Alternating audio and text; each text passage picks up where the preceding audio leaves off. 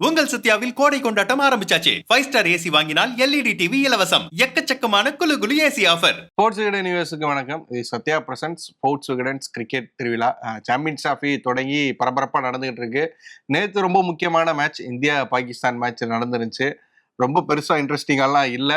India வழக்கம் போல் ரொம்ப டாமினண்டாக win பண்ணியிருக்கிறாங்க. இந்த மேட்ச் பொறுத்த வரைக்கும் இந்தியாவோட பெர்ஃபார்மன்ஸை பற்றி நிறைய பேர் பேசிக்கிட்டு இருந்தாலும், இன்னொரு பக்கம் பாகிஸ்தான் டீமை பற்றியுமே ரொம்ப கவலையாக நிறைய பேர் பேசிக்கிட்டு இருக்கிறாங்க. ஏன்னா ஒரு காலத்தில் பயங்கரமாக இருந்த ஒரு டீம் இப்போ பெருசாக சவால் அளிக்க முடியல, போட்டி அளிக்க முடியல அவங்களால. அதுவும் இந்த சாம்பியன்ஸ் டிராஃபியோட ஹோஸ்டே அவங்க தான். பட் அவங்களே அந்த செமிஃபைனல் சான்ஸை ஆல்மோஸ்ட் லூஸ் பண்ணிட்டாங்க. ஸோ அப்படி ஒரு நிலைமைக்கு பாகிஸ்தான் தள்ளப்பட்டிருக்கு. ஸோ பாகிஸ்தான் டீம் எங்கே கோட்டை விட்டாங்க, எங்கே அவங்களோட அந்த லெகசி அப்படிங்கிறது காணாமல் போச்சு அப்படிங்கிறத தான் இந்த வீடியோவில் அப்படி சின்னதாக நிறைய விஷயங்கள் படி பேசலாம் அப்படின்னு பார்க்குறோம்.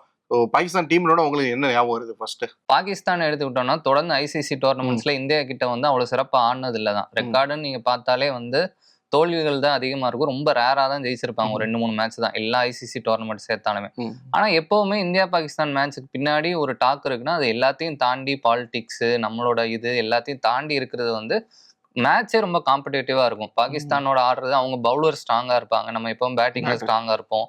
இது ஒரு பெரிய நல்ல ஒரு கிரிக்கெட் மேட்சா இருக்குங்கிற ஒரு ஆர்வம் இருக்கும். ஆனா அது ரீசெண்ட் டைம்ஸ்ல ரொம்ப குறைஞ்சிருச்சு. இப்போ ரீசெண்டா கூட நெட்ஃபிளிக்ஸ்ல ஒரு சீரிஸ் கூட விட்டுருந்தாங்க. அதெல்லாம் தான் பீக் இந்தியா பாகிஸ்தான் டைம். அந்த 2004-05 டூர் போனப்போ நடந்தது.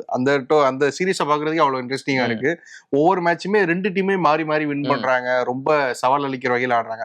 பட் அந்த காம்படிட்டிவ்னஸ் இப்போ போயிருச்சு அப்படின்னு நினைக்கிறேன். குறிப்பா நேத்தே மேட்சை பத்தி மட்டும் நீங்க பாத்தீங்கன்னா, அதாவது நம்ம இந்தியா கூட கம்பேர் பண்ணணும்னே அவசியம் இல்லைங்க. பாகிஸ்தானோட ஜென்ரல் பெர்ஃபார்மன்ஸ் எடுத்தாலே ஒரு 10 வருஷமாவே அது டிக்ளைன்ல தான் இருக்கு. அவங்க 2011 வேர்ல்டு கப்ல கடைசியா ரொம்ப நல்லா ஆடினாங்கன்னு சொல்லலாம். ஒரு நடுவில் ஒரு சாம்பியன்ஸ் டிராஃபி ஒரு ரிஃபார்ம்டு டீம் இருந்தது, அது நல்லா ஆடினாங்க. அதை விட்டுட்டு நீங்க பாத்தீங்கன்னா அதுக்கப்புறம் தொடர்ந்து 3 வேர்ல்டு கப்ல அவங்க செமிஃபைனல்ஸே போல. அமெரிக்காவில் நடந்த T20 வேர்ல்டு கப்ல குரூப் ஸ்டேஜ்லயே வெளியே வந்துட்டாங்க. டெஸ்ட் சாம்பியன்ஷிப்ல அவங்களோட ரெக்கார்டு பாத்தீங்கன்னா இப்ப கடைசி இடத்துல இருக்காங்க. நிறைய அப்செட் வர. இப்போ ஓடிஐ வேர்ல்டு கப்ல ஆப்கானிஸ்தான் கூட தோத்துருப்பாங்க. அடுத்து USA கூட T20 வேர்ல்டு கப்ல அடி வாங்கியிருப்பாங்க. இப்படி சின்ன சின்ன டீம்ஸ் எல்லாமே கூட அவங்கள தோக்கடிக்கிற நிலைமையில தான் இருக்கிறாங்க.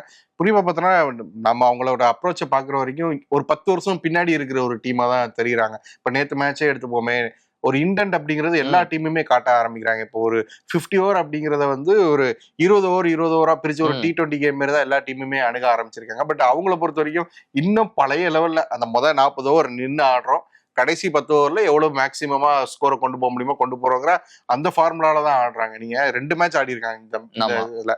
நியூசிலாந்து கூட ஒண்ணு, இந்தியா கூட ஒண்ணு. நியூசிலாந்து கூட 162 டாட் பால்ஸ் ஆடி இருக்கிறாங்க. இந்தியா கூட 152 டாட் பால்ஸ். அதாவது 50 ஓவர்ல கிட்டத்தட்ட 25 ஓவருக்கு மேல டாட் பால்ஸ் மட்டுமே ஆடுறாங்க.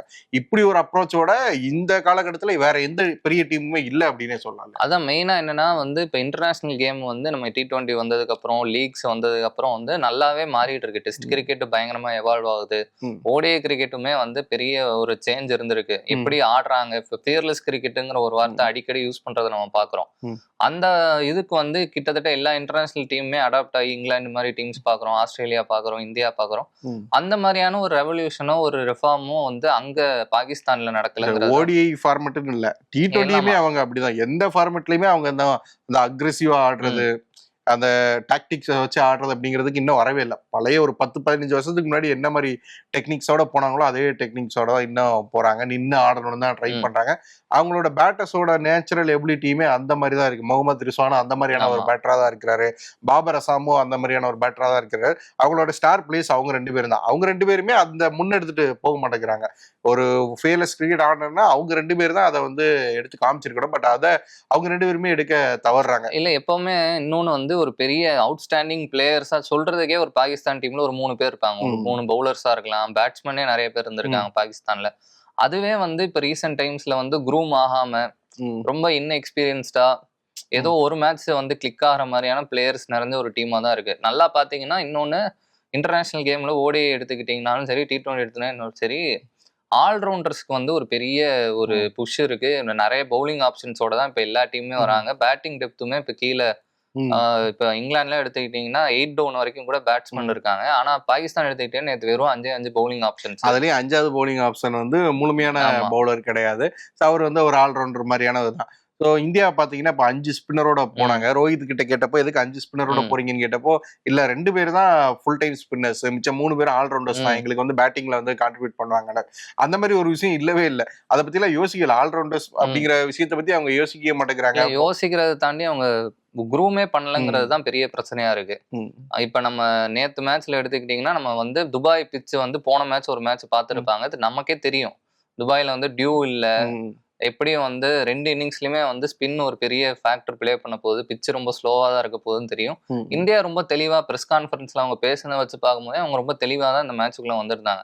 அதே அளவுக்கு கிளாரிட்டி வந்து பாகிஸ்தான் டீமுக்கு இருந்ததா அப்படிங்கிறது தான் கேள்வி. அப்புறம் பாகிஸ்தானை பொறுத்த வரைக்கும் பொதுவா பாகிஸ்தானோட பவுலிங் தான் பெருசா பேசப்படும். குறிப்பா ஃபாஸ்ட் பவுலர்ஸ் கூட ஓகே, அவங்க வந்து கொஞ்சம் கொண்டு வந்துடுறாங்க. சயின்ஸ் ஆஃப் ரெடி, நசீம் ஷாலாம் வந்து டேஞ்சரஸான பவுலர்ஸா தான் இன்னும் இருக்காங்க. என்னன்னா கன்சிஸ்டன்சி இல்ல, தொடர்ந்து ஆட மாட்டேங்கிற மாதிரி. சயின்ஸ் ஷா வந்து நடுவுல ஒரு பீக்ல இருந்தார் 2022-23. அதுக்கப்புறம் அவர் திரும்பி அவரோட ஃபார்மும் டிக்ளைன்ல தான் இருக்கு.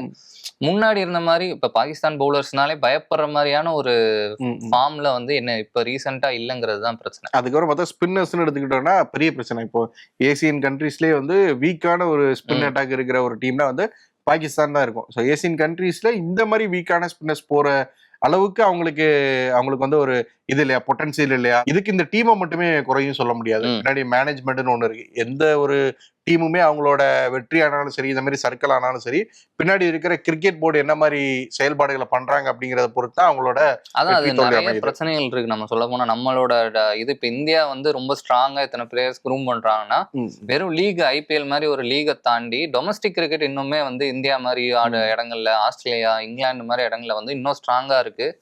ஆடுறதுக்கான கிரவுண்ட்ஸ் நிறைய இருக்கு. பிட்சு வந்து தொடர்ந்து ரீலே பண்ணி நல்ல பிச்சஸ் இருக்கு.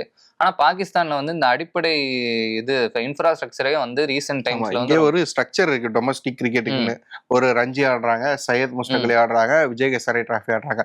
இங்க குறை இல்லாமலாம் இல்ல. டொமஸ்டிக் சர்க்கிட்டை பத்தி இங்க நிறைய டோர்னமெண்ட்ஸ் நடத்த மாட்டாங்க. மெயினா பிரச்சனை என்னன்னா ஐபிஎல் அளவுக்கு கவனம் கொடுக்கறது இல்ல. பெரிய பிளேயர்ஸ் ஓரளவுக்கு வளர்ந்துட்டாலே வந்து இந்த டொமஸ்டிக் டோர்னமெண்ட்ஸ்ல ஆடுறது இல்லைங்கிற மாதிரி கம்ப்ளைண்ட்ஸ் தான் இருக்கு.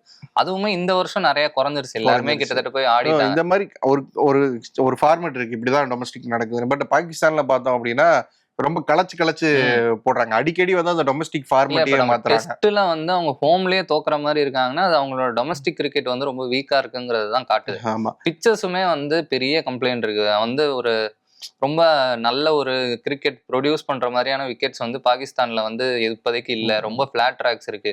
இப்ப இந்த இங்கிலாந்துலாம் வந்தாங்கன்னா உட்காந்து 5 நாள் பேட்டிங் மட்டும் புடிச்சிட்டே போற மாதிரியான பிச்சர்ஸ் தான் அங்க இருக்கு.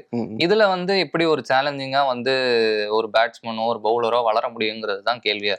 ஸோ நாம கடந்த ஒரு 10 வருஷத்துல பார்த்தோம் அப்படின்னா நிறைய டீம்ஸோட இந்த மாதிரி டிக்ளைனை பார்த்துருக்கோம். ஸ்ரீலங்கா ஒரு பெரிய சரிவை சந்திச்சாங்க, வெஸ்ட் இண்டீஸ் ஒரு பெரிய சரிவை சந்திச்சாங்க, பங்களாதேஷ் அப்படியே இருக்கிறாங்க, தேங்கி போய் இருக்கிறாங்க. ஸோ அந்த வரிசையில பார்த்தோம்னா பாகிஸ்தான் இப்போ வந்துட்டாங்களோ அப்படின்னு வந்து தோணுது. இன்னும் கொஞ்ச நாள் போனா அவங்களுமே இந்த ஐசிசி டோர்னமெண்ட்ஸ்குள்ள வரதுக்கே குவாலிஃபையர் ஆடுற லெவலுக்கு இல்லை. இதுவே அவங்களுக்கு வந்து ஒரு பெரிய பிரச்சனை தான். ஏதோ ஒரு அவுட் சைட் சான்ஸ் இருந்தாலும் ரொம்ப நாள் கழிச்சு பாகிஸ்தான்ல ஒரு டோர்னமெண்ட் நடக்குது. 96க்கு அப்புறம் 25 வருஷம் இவ்வளவு பெரிய டோர்னமெண்ட் நடக்குது. ஆனா ஃபர்ஸ்ட் ரவுண்ட்லயே வெளியே போறாங்கிறது வந்து பெரிய பிரச்சனை தான் அவங்களுக்கு. ஸோ இதுக்கப்புறம் அவங்க வந்து ரொம்ப சீரியஸா வந்து நிறைய விஷயங்களை கன்சிடர் பண்ணணும்.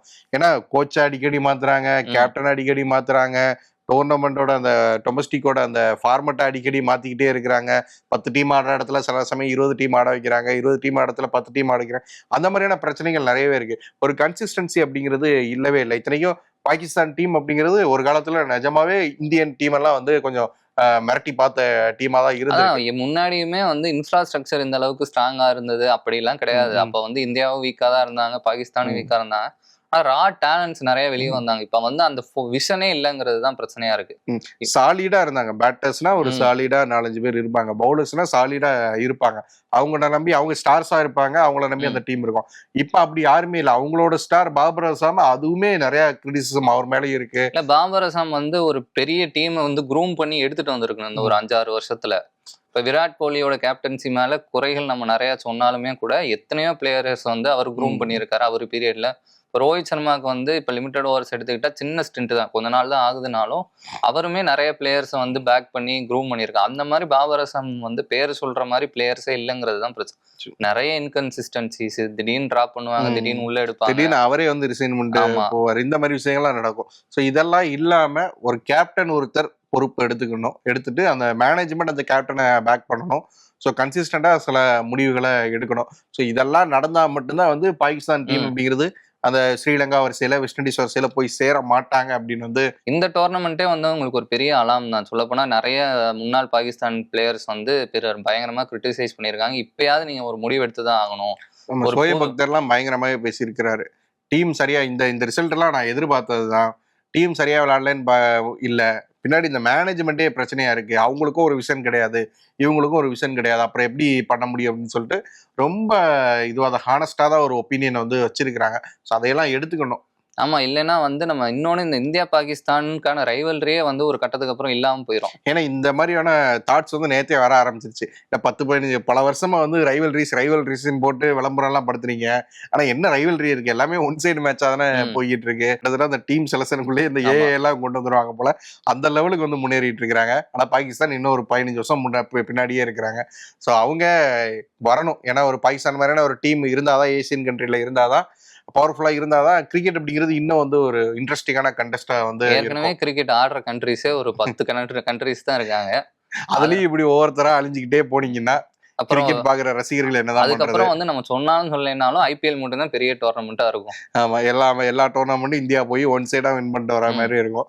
அப்படியெல்லாம் ஆகாம இருக்கணும்னா பாகிஸ்தான் ஒன் சைடு அப்படிலாம் ஜெயிக்கலாம் மாட்டாங்க. ஈஸியா இந்த டோர்னமெண்ட்டே எடுத்துக்கிட்டா 5 மேட்ச் இருக்கு. 5 மேட்ச் ஆனா ஜெயிச்சிருவாங்களா நம்ப முடியாது. அது இந்தியாவோட அன்பிரடிக்டபிலிட்டி. எப்படி இருந்தாலும் பாகிஸ்தான் ஒரு கம்பேக் கொடுக்கணும். பழைய மாதிரி அவங்க வந்து நிறைய விஷயங்களை மாத்தி புதுசா ரீவேம் பண்ணி புதுசா வராங்களான்னு வந்து வெயிட் பண்ணி பார்க்கலாம். இதே மாதிரியான வீடியோஸுக்கு தொடர்ச்சியா ஸ்போர்ட்ஸ் கடனோட இணைஞ்சிருங்க. நம்ம வந்து இப்போ சாம்பியன்ஸ் ட்ராஃபி ஸ்டார்ட் ஆகிருச்சு. சாம்பியன்ஸ் ட்ராஃபி முடிஞ்சோடனே அடுத்த ஐபிஎல்லும் ஸ்டார்ட் ஆக போகுது. இந்த கிரிக்கெட் சீசன்ல நிறைய பிளான்ஸ் வச்சிருக்கிறோம்.